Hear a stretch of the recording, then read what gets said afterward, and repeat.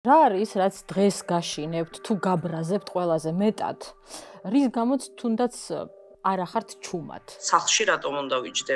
სწორი კითხვა ალბათ ეგ იქნება. ან ეხლა რანაირად უნდა ვწერო წიგნები, ან არ ვიცი, სხვა არ მესმის, როგორ შეიძლება არ იყო გარეთ, ან არა პროტესტებდი ამ ყველაფერს. როგორ ჩანს მანდედან ეს ბოლო 20 დღე ევროპიდან?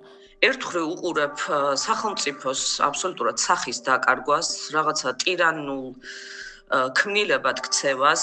აი ამ ყველაფერს ვიღებთ რაღაც ეს მუჭაში ვაგროვებთ და ნაგავს აპრილზე ვყრით. ძალიან დიდი მეც მაძლევს, რომ ჩვენ ვერ ვიქნებით და არ ვიქნებით ბელორუსი. იმიტომ რომ ჩვენ არ გვეშინიათ.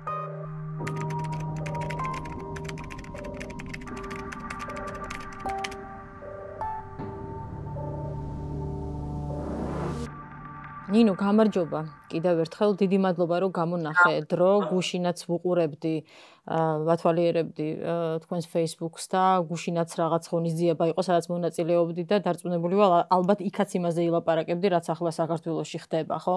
ჩვენ აქ ესე ვართ საქართველოში, რომ ამ ბოლო 20 დღის განმავლობაში სულ ცოტა ერთმანეთს რო ვეკითხებით, რომ როგორ ხარ, რაღაც პაუზა არის ხოლმე და თითქოს ამ კითხვამაც დაკარგა რაღაც აზრი, რა უნდა უპასუხოთ ერთმანეთს, ვუფიქრდებით ხოლმე, როგორ ვართ, თქვენ როგორ ხართ? მაგნატელში ჩვენს შორს მყოფები, მაგრამ იგივე პრობლემატიკით სულ შეხუთულები დიდად არ განსხვავდება აქაც ეს მდგომარეობა. სხვათა შორის მე ძალიან მახარებს, რომ ბერლინში ძალიან ვაქტიურობთ ეს ემიგრანტები, ვინც ვართ. აქტივისტების ახალგაზრდა ჯგუფია, ძალიან ბევრი დემონსტრაცია ხდება, ძალიან ბევრი სოლიდარობის აქცია იგეგმება. გუშინ შეხვედრა მქონდა რაღაცა პოლიტიკოსიც ბრძანდებოდა იქ და მეც ძალიან მაინტერესებდა ვთქვა ბუნდესტაგის წარმომადგენელი, რაღაცა კითხვები მქონდა. ეს იყო ჟურნალისტის ორგანიზებული შეხვედრა და ხო, ძალიან ბევრი ადამიანი იყო მოსული, იმიტომ რომ ფაქტია, რომ ყველა აქ მცხოვრები, ყოველ შემთხვევაში მე არ ვიცი, შეიძლება მიმალავენ, მაგრამ არ შემხვედრია სხვა აზრზე მყოფი ადამიანი. ყველას აღქმული გვაქვს რა დევს სასწორზე, რამდენია დასაკარგი. რის გადარჩენაზეა საერთოდ ლაპარაკი და გუშინაც პირველი კითხვა ეს დამისვეს, რომ ამ ბოლო დროს ძალიან ხშირად აქტიურობთ რაღაცა ქუჩაში, აქციებზე და რატომ და მოთხარი სხვა ალტერნატივა არ ვიცი, სახლში რატომ უნდა ვიჯდე? სწორი კითხვა ალბათ ეგ იქნება. ან ეხლა რანაირად უნდა ვწერო წიგნები, ან არ ვიცი, სხვა არ მესმის, როგორ შეიძლება არ იყო გარეთ, ან არა პროტესტებდი ამ ყველაფერს. როგორ ჩანს მანდედან ეს ბოლო 20 დღე ევროპიდან? უწყვეტი პროტესტი, რომელსაც ფაქტობრივად არ ჰყავს ლიდერები, ორგანიზატორები. რა გრძნობებს გიჩენთ და რაზე გეფიქრებათ, როცა აი რუსთაველზე განვითარებულ მოვლენებს უყურებთ?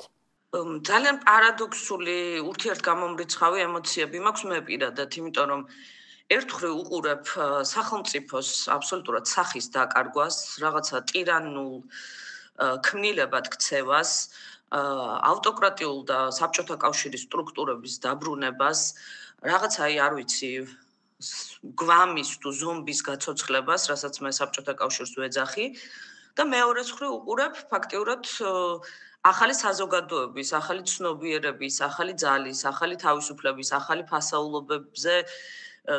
ფასეულობების გარშემო გაერთიანებულ ადამიანებს, არა მარტო ახალგაზრდებს და ერთხრივ აი ამ რაღაცა ჯოჯოხეთს უყურებ და მეორე მხრივ ფაქტიურად რაღაცა სიამაყით და უდიდესი მადლიერებით მევსება მე პირადად გული და რაღაცა სიამაყის განცდას მიჩენს. მე ვფიქრდები, რომ რა აბსურდია, რომ ეხლა რა მაქვს თქვა საამაყო, მაგრამ აი ესეთი რაღაცნაირი ურთიერთგამომრიცხავი ემოციები მაქვს მე პირადად და მე მგონი ყველას აბსოლუტურად განსხვავებული და ერთმანეთის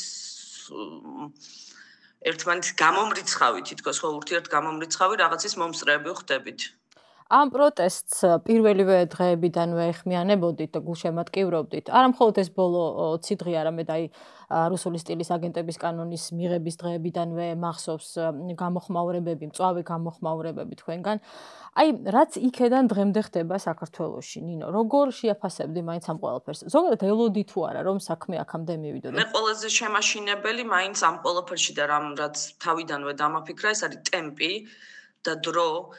თუნდაც ამ კანონის ხელახლა თქვათ გაჟღერების და მე უკვე შემოღების, იმიტომ რომ 23 წელს ხო გაიწვიეს, მე ახლიდან, რატომ მაინდა-მაინც მაშინ, ასევე რატომ მაინდა-მაინც ეხლა აი ეს პრემიერის გამოსვლა და ევროკავშირთან თანამშრომლობაზე უარის თქმა. მე არასოდეს არ ყოფილვარ, არ ვიზიარებდი იმ აზრს, რომ ქართული ოცნება ძალიან პროევროპული პარტიაა. თუმცა რა თქმა უნდა, ის რაც ეს ბოლო 1 წელი ხდება, მაინც წარმოუდგენელი და დაუჯერებელია. და არ ვიცი, უბრალოდ ან თავზე ხელი აიღეს და ჩათვალეს, რომ ახლა უკვე აბსოლუტურად გარანტირებული აქვს ეს ძალაუფლება და უკვე სულ ერთია რაღაცა სახის შენარჩუნება. ან მოსახლეობასთან დიალოგში ყოფნა, თუ ეს უბრალოდ პირიქით მეტი ძალაუფლების განმტკიცება, ამის უკან რა დგას, ვისთან მიდის მოლაპარაკებები და ასე შემდეგ, ამას რა თქმა უნდა ჩვენ ვერ გავიგებთ, ვარაუდებია მხოლოდ. მაგრამ თქვენს კითხვას რო დაუბრუნდე, არა, ამ ტემპებში ეს ყველაფერი ასე განვითარებული ვერ წარმომედგინა. კი, ყოველთვის, მე მგონია, რომ რუსეთის უკრაინაში შეჭრის შემდეგ და საქართველოს გაჩუმების ამ ნაწილში ძალიან ბევრი რუსეთის მოქალაქისთვის კარის გაღების და ასე შემდეგ, აი ამ ძალიან ბევრი ფაქტორით შეგვეძლო ამის ვთქვათ რაღაცნაირად ამ ყველაფრის პროლოგი იქამდეც დაგვენახა. მაგრამ პროლოგი ერთია და მე განვითარება ამ სიუჟეტის მეორე, რომელიც მართლა ნამდვილად ძალიან მოულოდნელი იყო. აი, რა არის, რაც დღეს გაშინებთ, თუ გაბრაზებთ ყველაზე მეტად, რის გამოც თუნდაც არ ახართ ჩუმად? პირველ რიგში და ყველაზე მთავარი მაინც მგონია ის, რომ საქართველოს პოსტსაბჭოთა ქვეყნებიდან ერთ-ერთი ყველაზე მძიმე, როგორ თქვა, გზა გაიარა. ძალიან დიდი საფასური გადავიხადეთ ჩვენ დამოუკიდებლობის მოპოვების შემდეგ. ყოველი მილიმეტრი დამოუკიდებლობის, თავისუფლების, ევროპული ფასეულობის კენწრაფვის, აი ეს ყველანაირი პროგრესი ძალიან რთულად მოვიპოვეთ. ძალიან ბევრი დანაკლისი, ძალიან ბევრი ბუკვალურად, მეტაფორულად არ გულისხმობს, სისხლის დაღვრით, ძალიან ბევრი ადამიანის სიცოცხლის შეწირვით და ასე შემდეგ. თუნდაც ომები რო გავიხსენოთ, თუნდაც აი ყველაფერი ძალიან ბევრია. ფაქტიურად დაუსრულებლად შეიძლება ამაზე საუბარი. და მაინც რაღაცნაირად ნაბიჯ და ზუსტად ვიცით თქვათ ამ ყველაფრის უკან ყოველთვის რა იდგა და ვინ იდგა. და მაინც რაღაცნაირად ვახერხებდით, მაინც თქვათ მთელ ჩვენს რეგიონში ყველაზე ისეთი რაღაცა დიდი პროგრესს მივაღწიეთ, ყველაზე წინ წავედით. კი, ეს შეიძლება რაღაცა ზღვაში წვეთი იყო, მაგრამ მაინც ეს პროგრესი ნამდვილად იყო. და ახლა ფაქტიურად ჩვენ ხვდებით მომსწრეები, რომ ჩვენივე ხელით, ამ შემთხვევაში ჩვენი მართველი პარტიის ხელით, აი ამ ყველაფერს ვიღებთ, რაღაც ეს მუჭაში ვაგროვებთ და ნაგავს აპრილზე ვყრით. და ეს არის იმდენად, ფაქტიურად იმ ადამიანებს, ვინც ამას შეეწირნენ, ვინც თუნდაც აფხაზეთში გარდაიცვალნენ, დაიღუპნენ, ვინც 9 აპრილს შეეწირა და ასე შემდეგ და ასე შემდეგ. თვალდათხრილ ადამიანებს, სულ რომ უახლესი ისტორია გავიხსენოთ, 2008 წლის ომში დაღუპულებს და ასე შემდეგ და ასე შემდეგ აღარ მოვთვლი იმდენია მართლა დანაკარგი და დაღუპული. აი ამ ყველაფერს ჩვენ ფაქტიურად ამ ადამიანებს ხელახლა ვკლავთ. და საკუთარ მომავალზე, ადამიანურ ნორმალურ მომავალზე, პროგრესულზე ვამბობთ უარს. და კითხვა ისმის რატომ? იმიტომ რომ ერთმა ადამიანმა გადაწყვიტა ესე? იმიტომ რომ ერთი პირადი, რაღაცა ერთი კაცის პირადი ინტერესებს უნდა დაუკავშიროთ მთლიანად ეს ქვეყანა, ეს ბოსტანია თუ საერთოდ რა ხდება? აქედან გამომდინარე, ჩემთვის ეს დაუშვებელია, იმიტომ რომ ყოველთვის რაღაცნაირად ისე ხდებოდა. კი, ეხლაც ვიცით, რომ ამ ყველაფრის უკან რა ძალა დგას და რასთან არის ეს ასოცირებული, მაგრამ მაინც რაც არ უნდა ვიძახოთ რუსეთი, ეს ხო ჩვენი ხელით ხდება ამ შემთხვევაში. ქართული ოცნების ხელით, როგორ უნდა გავჩუმდეთ, არ ვიყოთ ქუჩაში, როგორ უნდა ვებრძოლოთ ამას. იმიტომ რომ მე არ მიმაჩნია, რომ ეს ქვეყანა ერთი ადამიანის არის და ერთი ადამიანის ნებას უნდა დაემორჩილოს და მართლა, არ ვიცი, ხელახლა ვკლავთ ადამიანებს, ვინც აი ამ ყველაფრისთვის დაიღუპა, რომ დღეს ჩვენ პროგრესული და დამოუკიდებელი და თავისუფალი სახელმწიფო გქონდეს. მაგ ბრძოლის შესახებ თქვენ საკმაოდ წვავეთ და ვრცლადაც შეახსენეთ ევროპას თქვენი წერილით, რომელიც ცოტა ხნის წინ გამოქვეყნდა Frankfurter Allgemeine-ში და ალბათ ბევრმა ადამიანმა წაიკითხა, მე როცა წავიკითხე, ვფიქრე, რომ შეიძლება ბევრმა იგრძნო კიდეც დისკომფორტი ევროპაში. ევროპა ჩვენ შენ გვჭირდები, ასე ერქვა ამ წერილს. ეხლა ბევრი ციტატის მოყვანა შემიძლია, მაგრამ ეგ ერთ-ერთი რომელიც რომ პირველივე აბზაცში იყო ესეთი კითხვა იყო დასმული, რომ რამდენი სისხლი უნდა დაიღვაროს, რომ ფარველი ხელი დაგვაფარო, როდემდე უნდა არწმუნო თავი მე არ ვაწარმოებ ომებსო და როდის მიხვდები, რომ ომი მხოლოდ სხვაგან გადაიტანე და იქ ბევრი მაგალითი იყო დაწყებული ჩეჩნეთიდან, ჩვენი ამბავი უკრაინას შემდეგ მოყვანილი. იქ რომ გაგვიზიაროთ ნინო, რატომ მისწერე ასეთი წერილი ევროპას და რამ გაგიჩინათ ეს განცდა, რაც არის ამ ვრცელ წერილში. სხვათა შორის ეს წერილი დღეს კიდევ ერთხელ გამახსენდა სალომე ზურაბიშვილის გამოსვლისას ევროპარლამენტში. აი, უბრალოდ ჩავხედავ ხა ტელეფონს ციტატა, მან საკმაოდ ვრცელი სიტყვა თქვა იქ და ბოლოს ასე დაასრულა, რომ როცა საქართველები დღე-დაღამე იბრძვიან, ევროპა ნელა იღვიძებს და ნელა მოქმედებსო და მარტივი კითხვის დასასმელად მოვედიო, დააჩქარებთ ცვლილებას თუ დაუშვებთ, რომ ეს ყველაფერი ზამთრის განმავლობაში გაიწელოსო. არ ვიცი, რაღაცნაირად გამიჩნდა იმის სურვილი, რომ ეს კითხვა დამესვა, იმიტომ რომ მე მესმის და გუშინაც ამაზე მქონდა საუბარი ამ პოლიტიკოსთან, ბუნდესტაგის წარმომადგენელთან და ჩემი კითხვაც ეგ იყო, რომ მესმის, რომ ევროკავშირი არის ძალიან ბევრი ქვეყნის კონგლომერატი, ძალიან ბევრი რაღაცა რეზოლუცია გასავლელი ძალიან ისეთი ბიუროკრატიული პროცესებია, რომ მაგალითად უნგრეთი, რა თქმა უნდა, უნგრეთიც უნდა დაეთანხმოს თუნდაც სანქციებს და ეს არ მოხდება. მაგრამ დარწმუნებული ვარ, რომ ესეთი კრიზისულ მდგომარეობაში არსებობს რაღაცა ესეთი გამონაკლისების დაშვების შესაძლებლობაც.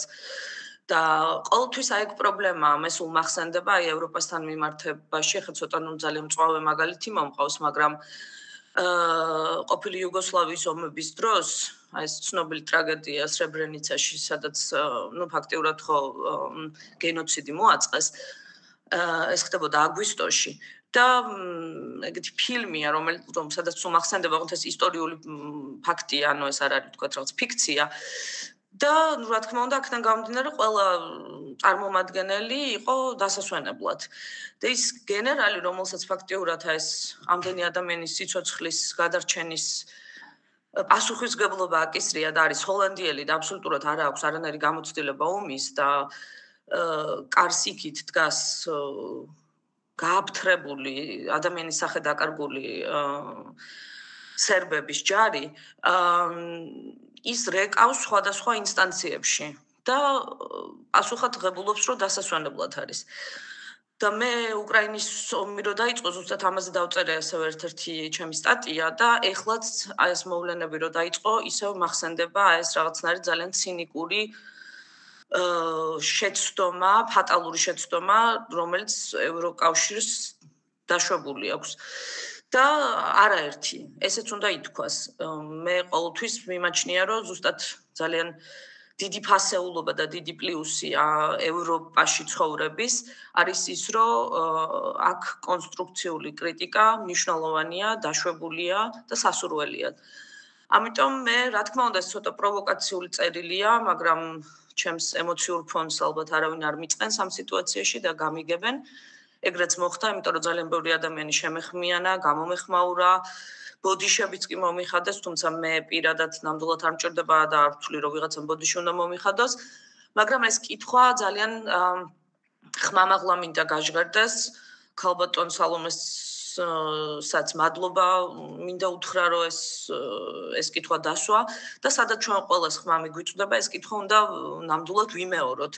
რომ გასაგებია, ძალიან რთულია, კი, მაგრამ პროცესები უნდა დაჩქარდეს, იმიტომ რომ ამ შემთხვევაში ჩვენ ამასობაში სულს ვღაფავთ და გვჭირდება რეალური დახმარება და არა ვთქვათ მარტო იმედი და მარტო კეთილი სიტყვები და სურვილები. ნინო, თქვენს გარშემო როგორ აღიქვავენ საქართველოში მიმდინარე მოვლენებს? აი, ყავს გულშემატკივრები. მე ვგულისხმობ ევროპელებს, უცხოელებს, ძირითადად გერმანელებს, არა მხოლოდ რაც აქ ხდება. კი, სხვათა შორის ნამდვილად ვერ ვიტყვი, რომ ეს რაღაცა მეც ამისკენ მოუწოდებ და ჩვენც ყველანაირად აქ ხმაურობთ და ნამდვილად ვერ ვიტყვი რომ ეს მოვლენები რაღაცა ან ჩაიკარგა, ან თქვათ არ არის ისე გაშუქებული. იმიტომ რომ ამის საშიშროება არის რომ ეს რაღაცა ესეთ უკანა ფონად ან რაღაც შიშინად იქცეს.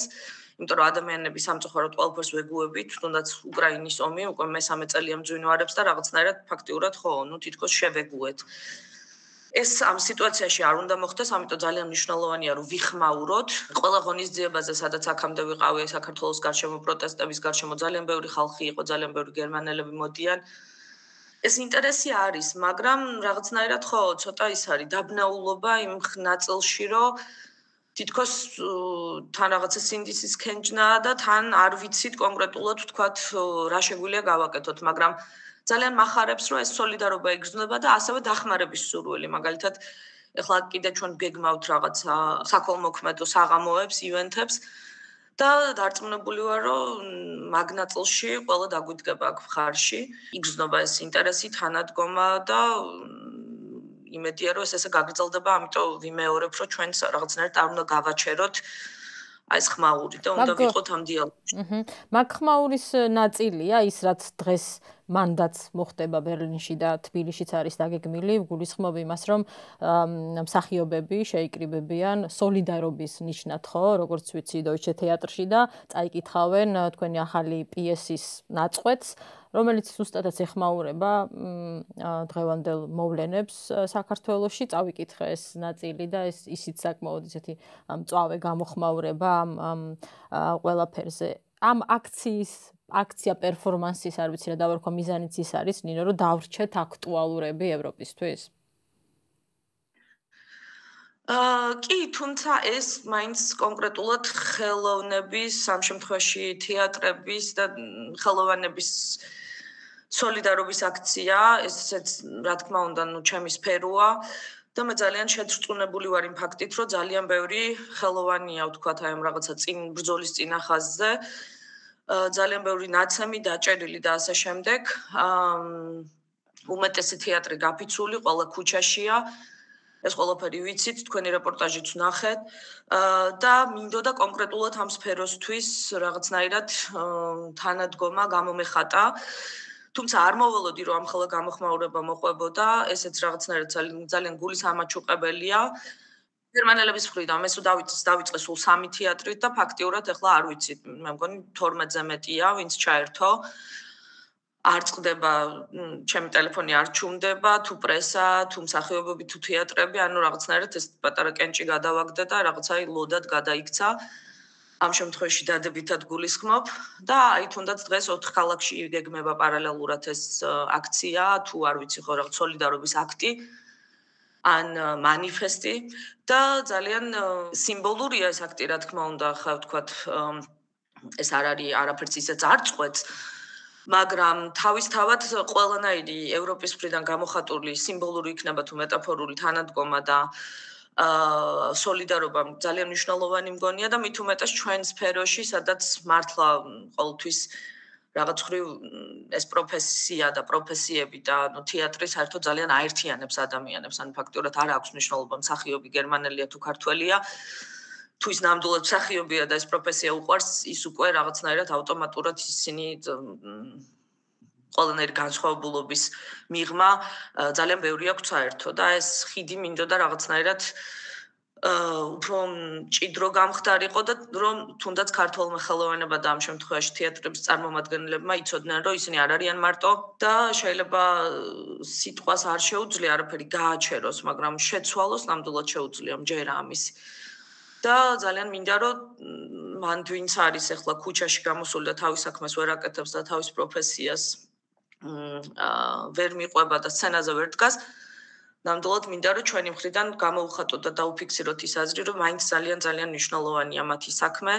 ახლა ეს საქმე სამწუხაროდ ქუჩაში დგომა, მაგრამ ისინი დაბრუნდებიან სცენაზე და ჩვენ მივალთ იქ, ამ შემთხვევაში მე ჩვენ როგორც მაყურებელს გულისხმობ ჩემ თავს.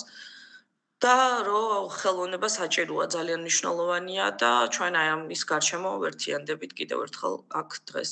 ხშირად ავლებთ ხოლმე პარალელს დღეს რუსეთთან, ბელარუსთან მაგალითად.